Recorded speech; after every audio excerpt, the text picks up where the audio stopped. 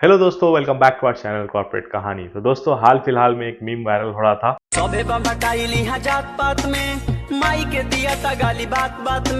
तो मैं आपको दिखा रहा हूँ।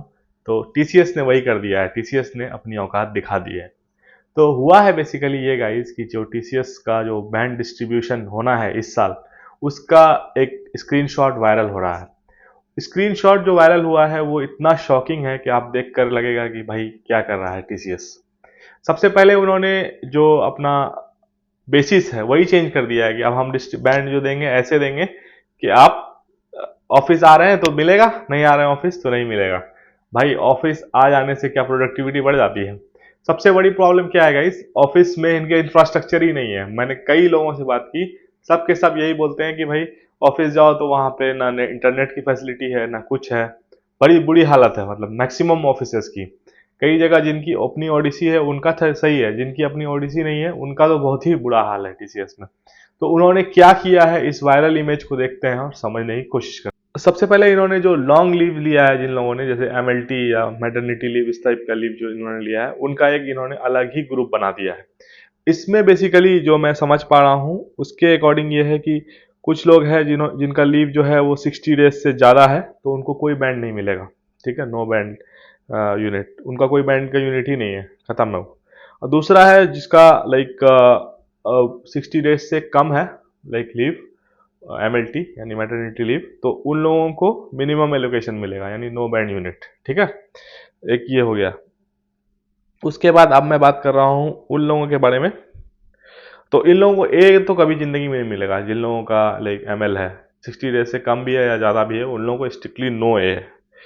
और अब मैं बात करता हूँ उन लोगों के बारे में जिन लोगों की लाइक मैक्सिमम लोग जिसमें आते हैं। सबसे पहला है कि if RTO is not equal to 5 days, अगर 5 दिन आप नहीं जा रहे हैं ऑफिस, रिटर्न टू कंप्लायंस आपका आरटीओ, आपका रिटर्न टू ऑफिस कंप्लायंस आपका 5 दिन नहीं है, तो आपको स्ट्रिक्टली ए नहीं मिलेगा।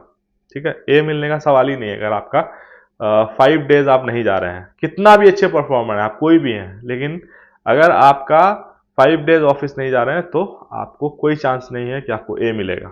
ठीक है, दूसरा इन्होंने किया है आपका लाइक आरटीओ, अगर आपका लाइक ओडीसी नहीं आता है, लाइक आपका ओडीसी नहीं है जहां पर आप हैं, अगर आपको नॉन एडीसी में जाना पड़ रहा है तो आपका 3 दिन होना चाहिए, मतलब 3 दिन आरटीओ आपको होना ही चाहिए।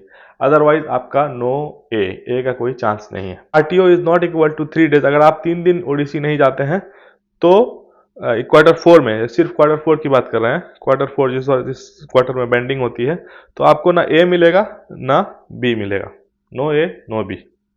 उसके बाद उसी तरह से जिनकी ओडीसी नहीं है, नॉन ओडीसी वाले हैं, उनका अगर 1 डे अगर आप नहीं जाते हैं तो आपको ना ए मिलेगा ना बी मिलेगा, एक दिन तो जाना ही है नॉन ओडीसी वाले को। दूसरा सिनेरियो।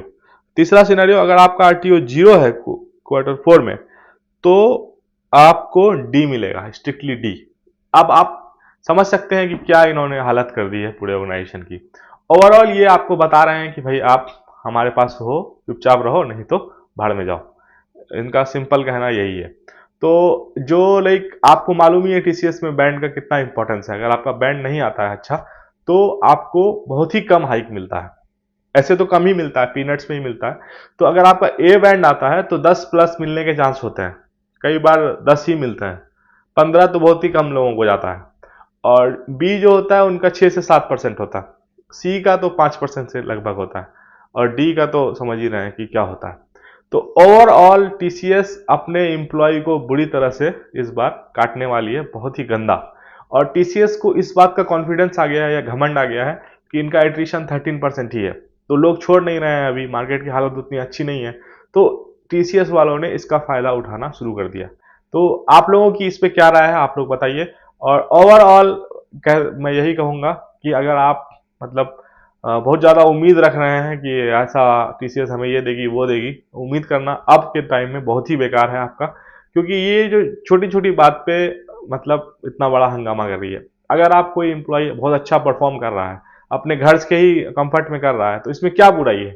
नहीं, उनको ये नहीं चाहिए, उनको सब का सब ऑफिस में चाहिए, एकदम अलग ही ढर्रे पे चल रही है। बाकी ऑर्गेनाइजेशन भी चल रहा है, एक्सेंचर में अभी तक बहुत सारे लोगों को वर्क फ्रॉम होम है, कॉग्निजेंट ने होम वर्क फ्रॉम होम दे रखा है, तो क्या उनका काम नहीं चल रहा? टीसीएस कुछ अलग ही तरीके से डील कर रही है। और बेसिकली मैं आपको लोगों को एक्चुअल रीज़न ये बताना चाहूँगा, इनका मन नहीं है बिल्कुल हाइक देने का। बस ये इसलिए इस तरह के रिस्ट्रिक्शंस लगा रहे हैं कि मैक्सिमम लोग या तो परेशान होकर छोड़ देंगे, या तो फिर उनको हाइक देना नहीं पड़ेगा मैक्सिमम लोगों को, तो फिर और भी फ़ायदा हो जाएगा।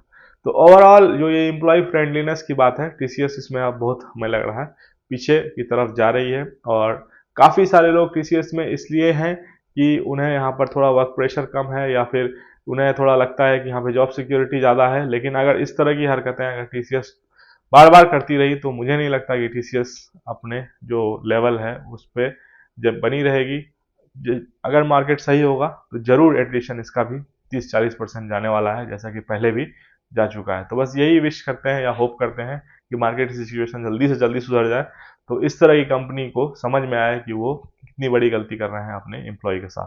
तो यही था गाइस आज का वीडियो, मिलते हैं अगले वीडियो में, जानते हैं नेक्स्ट टॉपिक के बारे में। Thanks for watching, bye bye.